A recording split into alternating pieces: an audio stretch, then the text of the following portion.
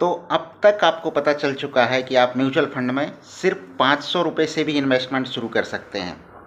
आप mutual fund में सिर्फ 500 रुपये से भी इन्वेस्टमेंट शुरू कर सकते हैं, लेकिन समझ में नहीं आ रहा है कि कैसे शुरुआत करें।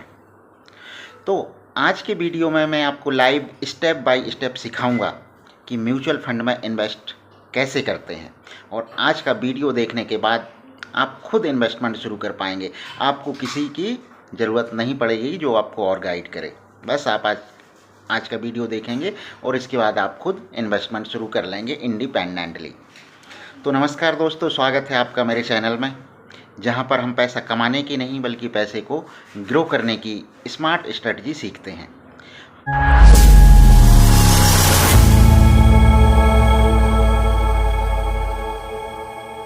अगर आप बिगिनर हैं, मतलब अगर आप इन्वेस्टमेंट के फील्ड में नए हैं, तो ये वीडियो ना आपके लिए गेम चेंजर वीडियो बनेगा।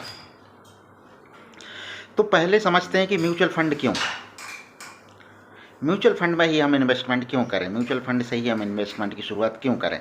तो इसके कुछ इंपॉर्टेंट पॉइंट हैं, कुछ बेनिफिट पॉइंट हैं। नंबर 1, तो इसमें हम छोटे से लो इन्वेस्टमेंट से शुरुआत कर सकते हैं। सिर्फ 500 रुपये से भी हम म्यूचुअल फंड में इन्वेस्टमेंट की शुरुआत कर सकते हैं। तो यहाँ पर हमें बहुत बड़े इन्वेस्टमेंट कॉर्पस की ज़रूरत नहीं पड़ती कि लाख रुपए चाहिए, करोड़ रुपए चाहिए, तब जाके इन्वेस्टमेंट शुरू होगा। सिर्फ 500 रुपये से भी आप इन्वेस्टमेंट शुरुआत कर सकते हैं। दूसरा, इसमें आपको सपोर्ट मिलता है एक्सपर्ट मैनेजमेंट का। मतलब आपको खुद एनालाइज नहीं करना है कि कहाँ पर पैसा लगाएंगे, किस कंपनी में लगाना सही रहेगा, कौन सी ग्रो कर रही है, कौन सा सेक्टर ग्रो कर रहा है। ये सारा काम फंड मैनेजर करता है। जिस म्यूचुअल फंड में आप पैसा लगाएंगे, उस म्यूचुअल फंड का एक फंड मैनेजर रहेगा जिसका काम यही है कि जो बहुत सारे इन्वेस्टर का पैसा है ना, उसको किस तरीके से मैनेज करें कि जिससे ज़्यादा ग्रोथ मिले और जो रिस्क पोटेंशियल है ना वो कम हो। तो यहाँ पर आपको एक्सपर्ट मैनेजमेंट का सपोर्ट मिलता है। तीसरा, long term wealth mutual fund में बनती है क्योंकि इसमें हमें कंपाउंडिंग का बेनिफिट मिलता है। तो अगर जहाँ पर कंपाउंडिंग है वहाँ पर वेल्थ क्रिएशन है। तो अगर सही तरीके से किया जाए, सही तरीके से म्यूचुअल फंड में इन्वेस्टमेंट किया जाए, तो म्यूचुअल फंड ही है जो आपको इजीली फाइनेंशियल फ्रीडम दे सकता है। तो हमारा अल्टीमेट गोल क्या है? फाइनेंशियल फ्रीडम अचीव करना। तो म्यूचुअल फंड के थ्रू हम वो फाइनेंशियल फ्रीडम अचीव कर सकते हैं। तो दोस्तों, हमने देखे कि ये जो 3 मेन चीज़ें हैं, एक्सपर्ट मैनेजमेंट का सपोर्ट मिल रहा है, लो इन्वेस्टमेंट से हम शुरुआत कर पा रहे हैं, और लॉन्ग टर्म में बहुत बड़ी वेल्थ जनरेट हो रही है। ये 3 ऐसे पॉइंट है ना जिसको देखने के बाद ये कंफर्म होता है कि हमें म्यूचुअल फंड में ही इन्वेस्टमेंट शुरुआत करना चाहिए। अब चलिए देखते हैं कि म्यूचुअल फंड में इन्वेस्टमेंट की शुरुआत के लिए पहला स्टेप क्या होता है। स्टेप बाय स्टेप देखेंगे। तो पहला स्टेप होता है KYC, नो योर कस्टमर।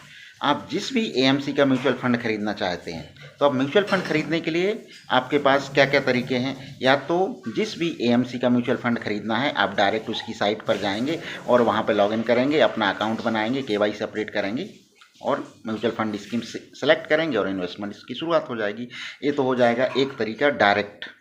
अब इसमें क्या होता है ना कि आपको मान लो एक AMC में के फंड सही नहीं लग रहे हैं, दूसरे AMC के फंड में करना है आपको इन्वेस्टमेंट, तो आपको दूसरी AMC की साइट पर जाना पड़ेगा और वहाँ पर भी सेम प्रोसेस करना पड़ेगी। तो इसके लिए जितने सारे AMC होंगे ना, हो सकता है उतने सारी जगह आपको अकाउंट बनाना पड़े और KYC कंप्लीट करना पड़े। और करंट में 40 से ज़्यादा AMC इंडिया में है। तो आप सोचिए कितना बड़ा लेंदी काम हो सकता है। तो एक दूसरे तरीके पर हम जाते हैं। दूसरा तरीका होता है कि हम जो ऐप्स होते हैं, थर्ड पार्टी ऐप्स होते हैं, जैसे कि हमारा जीरोधा हो गया, ग्रो हो गया, इसमें हमें सभी AMC के म्यूचुअल फंड मिल जाते हैं, वो भी डायरेक्ट। मतलब हमें सिर्फ एक जगह अकाउंट बनाएंगे, एक जगह KYC अपडेट करेंगे सिर्फ उस ऐप में, और सारे AMC के फंड हमें अवेलेबल हो जाएंगे। हम किसी भी AMC के जो भी हमें सही लगे उस स्कीम को चूज करके इन्वेस्टमेंट की शुरुआत कर सकते हैं। तो यहाँ पर क्या हो गया ना कि KYC का जो वो हो गया, हमारा पॉइंट हो गया, वो एक हो गया। सिर्फ एक जगह कर रहे हैं और हर जगह के सारे फंड की अवेलेबिलिटी मिल रही है। तीसरा होता है कि म्यूचुअल फंड डिस्ट्रीब्यूटर के थ्रू आप जा सकते हैं। तो म्यूचुअल फंड डिस्ट्रीब्यूटर भी वही करेगा, एक जगह आपकी KYC करवाएगा। आपकी KYC होगी म्यूचुअल फंड डिस्ट्रीब्यूटर के थ्रू, जिस भी कंपनी के थ्रू वो जुड़ा हुआ है, और आपको सारे फंड अवेलेबल करवाएगा। और म्यूचुअल फंड का जो फंड डिस्ट्रीब्यूटर रहेगा ना, वो खुद चूज करके देगा कि कौन सा फंड आपके लिए सही रहेगा और किस तरीके से पोर्टफोलियो बनाना आपके लिए सही रहेगा। तो दोस्तों पहला स्टेप तो होता है कि KYC अपडेट करना। मतलब जहाँ भी जाते हैं, चाहे आप AMC के थ्रू जाएं, चाहे आप म्यूचुअल फंड डिस्ट्रीब्यूटर के थ्रू जाएं, या चाहे आप किसी एंड्रॉयड एप्लीकेशन, मोबाइल एप्लीकेशन के थ्रू जाएं, पहला स्टेप होगा आपका KYC अपडेट करना। और KYC अपडेट करने में क्या क्या लगता है, आपका पैन कार्ड लगेगा, आधार कार्ड लगेगा जो कि हमारा एड्रेस और आइडेंटिटी प्रूफ के लिए होगा, पैन कार्ड आपके टैक्स कैलकुलेशन के लिए होगा, और एक बैंक अकाउंट का डिटेल लगेगा, बैंक अकाउंट जहाँ से आपका पैसा इन्वेस्ट होगा और जिसमें आपका रिटर्न आएगा। तो ये 3 चीज़ें वेरिफिकेशन होती हैं और इस प्रोसेस को बोलते हैं KYC, नो योर कस्टमर। तो ये 3 चीज़ें हर कस्टमर की ज़रूरी होती हैं अकाउंट ओपन करते टाइम।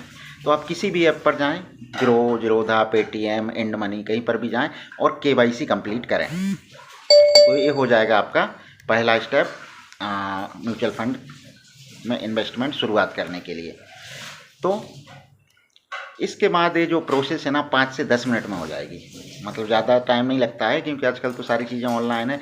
तो आप जैसे आधार नंबर डालेंगे तो आधार OTP के थ्रू वेरिफिकेशन हो जाएगा, 1 से 2 मिनट लगेंगे। सेम पैन कार्ड में होगा और ऐसे ही हमारा बैंक अकाउंट वेरिफिकेशन में होगा। तो कोई भी फिजिकल पेपर वर्क की इसमें ज़रूरत नहीं पड़ती है। अब जब हमारा अकाउंट बन गया, हमने KYC अपडेट कर दिया, इसके बाद आता है कि फ़ंड कैसे चुनें, कौन सा फ़ंड आपके लिए इन्वेस्टमेंट के लिए सही रहेगा। तो यहाँ पर ये प्रोसेस हो जाती है, क्योंकि फ़ंड आपको चूज करना है कि कौन से फ़ंड में इन्वेस्टमेंट करना है, और फंड चूज करने के बाद उस फंड का फंड मैनेजर एसेट एलोकेशन करता है, मतलब किस तरीके से उस पैसे को मैनेज करना है। तो जो दूसरा स्टेप रहेगा, इसमें आपका ही काम है फंड को चूज करना। अब यहाँ पर कन्फ्यूजन नेचुरल है, कन्फ्यूजन पैदा होना कि जब 40 से ज़्यादा AMC हैं तो लगभग 4 से 5 हज़ार म्यूचुअल फंड हैं। अब इनमें से कौन सा सही रहेगा आपके गोल के हिसाब से, आपके रिस्क के हिसाब से, और आपके जो आपने पर्पज बनाया हुआ है किस लिए आप इन्वेस्टमेंट कर रहे हैं, तो उसके हिसाब से कौन सा सही रहेगा, ये ढूंढना और ये करेक्ट को सेलेक्ट करना थोड़ा सा डिफ़िकल्ट हो जाता है। तो यहाँ पर काम आते हैं mutual fund distributor. Mutual fund distributor आपका रिस्क को कैलकुलेट करेंगे कि आप कितना रिस्क ले सकते हैं, आपका गोल सेट करवाते हैं कि आपका गोल क्या है, इसके लिए कितना टाइम लगेगा, कितने पैसे की ज़रूरत पड़ेगी, और उसके हिसाब से फ़ंड सेलेक्ट करके आपको देते हैं। तो आप इसमें म्यूचुअल फंड डिस्ट्रीब्यूटर की हेल्प ले सकते हैं फ़ंड को सेलेक्ट करने में। अगर आप कोई भी ऐप यूज कर रहे हैं, जैसे कि पॉपुलर ऐप अभी चल रही हैं grow, Zerodha, Paytm money, and money, तो मैं यहाँ पर किसी को ऐड नहीं कर रहा हूँ, एक्चुअली एग्जाम्पल के बता रहा हूँ इन सारे ऐप्स के नाम। तो ये ऐप्स अगर आप यूज करते हैं तो इनमें आपको लिस्ट दिख जाएगी म्यूचुअल फंड्स की, जो टॉप परफॉर्मिंग फंड हैं, जो पिछले 5 साल से बहुत अच्छा कर रहे हैं, मतलब बहुत अच्छा परफॉर्मेंस दे रहे हैं, उनकी लिस्ट मिल जाएगी। आप देख भी सकते हैं फंड पर क्लिक करके कि किस फंड में कौन सा क्या रिटर्न मिल रहा है पिछले 5 साल में, पिछले 3 साल में, पिछले 1 साल में।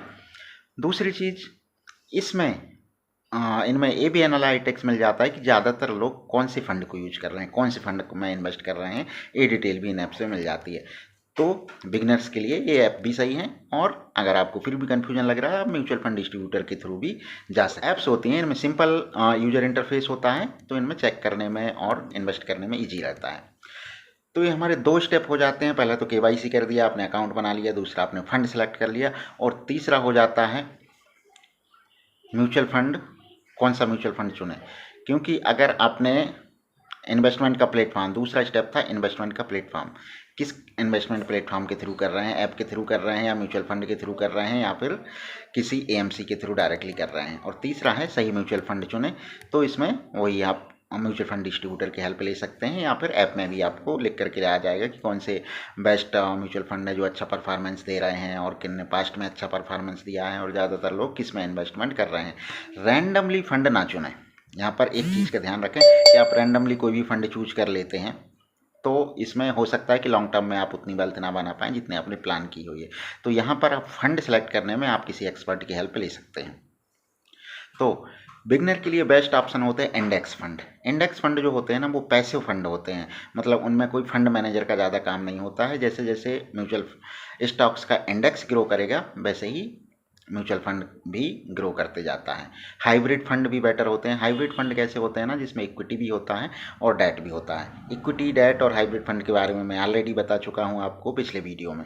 अगर आपने नहीं देखा है तो आप जा कर के प्लेलिस्ट में जा कर के पिछला वीडियो देख सकते हैं। अब यहाँ पर एक सिंपल से एग्जाम्पल से समझते हैं कि देखिए, एक जैसे क्रिकेट टीम होती है। अब क्रिकेट टीम में बैट्समैन होते हैं। बैट्समैन क्या करते हैं, वो रन बनाते हैं। ओपनिंग में आएंगे, पहले ओवर से ही रन बनाना शुरू करते हैं, करेक्ट।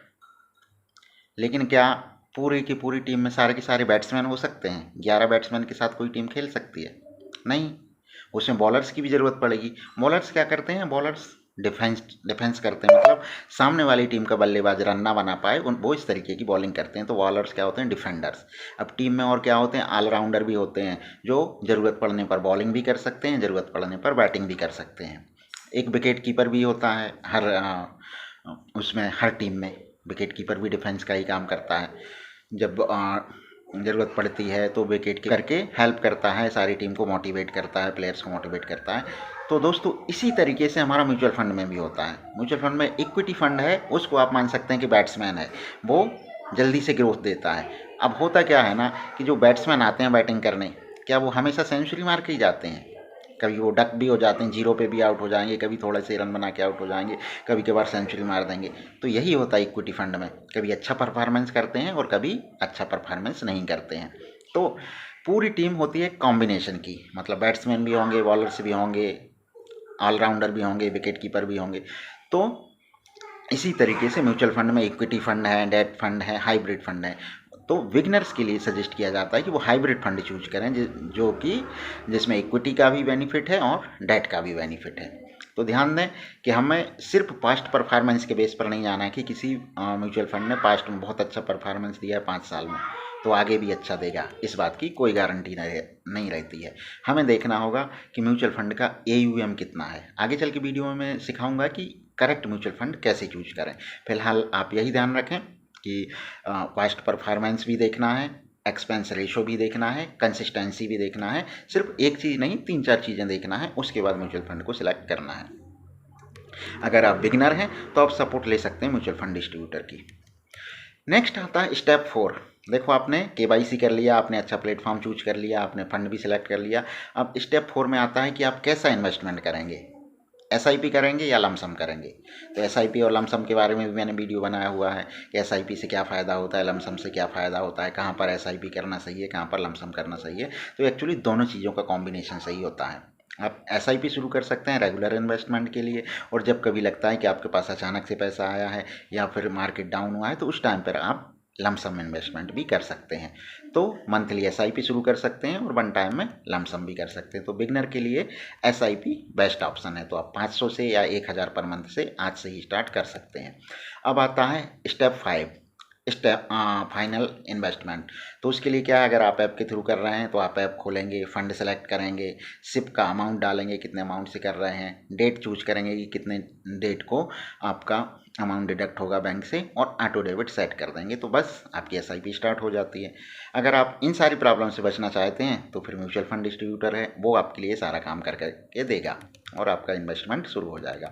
तो दोस्तों हमेशा 3 बातें याद रखें। नंबर 1, लॉन्ग टर्म के लिए इन्वेस्टमेंट करें। नंबर 2, मार्केट गिरने पर पैनिक मत करें, मतलब जब मार्केट डाउन जाता है ना, तो उस पर परेशान ना हो कि हमारा पैसा डूब रहा है। वो आपके लिए गोल्डन टाइम होता है कि रेट कम हो गए हैं, आप और लमसम करके अपना बेनिफिट बढ़ा सकते हैं। रेगुलर SIP करते रहें, रेगुलर SIP को कभी ब्रेक ना करें। ये 3 गोल्डन रूल हमेशा फॉलो करें। तो वेल्थ कब बनेगी, जब आप टाइम देंगे और डिसिप्लिन में रहेंगे। कौन कौन सी गलतियां हमें अवॉइड करना है? नंबर 1 तो ये कि जल्दी फायदे के लालच में ना रहें कि हमें बहुत जल्दी 6 महीने में 1 साल में अच्छा खासा प्रॉफिट हो जाएगा, वेल्थ बन जाएगी। ऐसा नहीं होता है, म्यूचुअल फंड लॉन्ग टाइम का गेम है। दूसरा, दूसरों को देख करके इन्वेस्टमेंट ना करें कि दूसरे बंदे ने इस फंड में किया है तो चलो मैं भी उसी फंड में कर देता हूँ। आप अपनी तरफ से रिसर्च करें या फिर किसी एक्सपर्ट की सलाह लें, और बीच में SIP ब्रेक करना, SIP बंद कर देना, ये काम ना करें। अगर आप ऐसा करते हैं तो आपको कंपाउंडिंग का बेनिफिट मिलना बंद हो जाएगा। तो पेशेंस ही सबसे बड़ा हथियार है आपका, महंगाई से लड़ने के लिए, वेल्थ बनाने के लिए।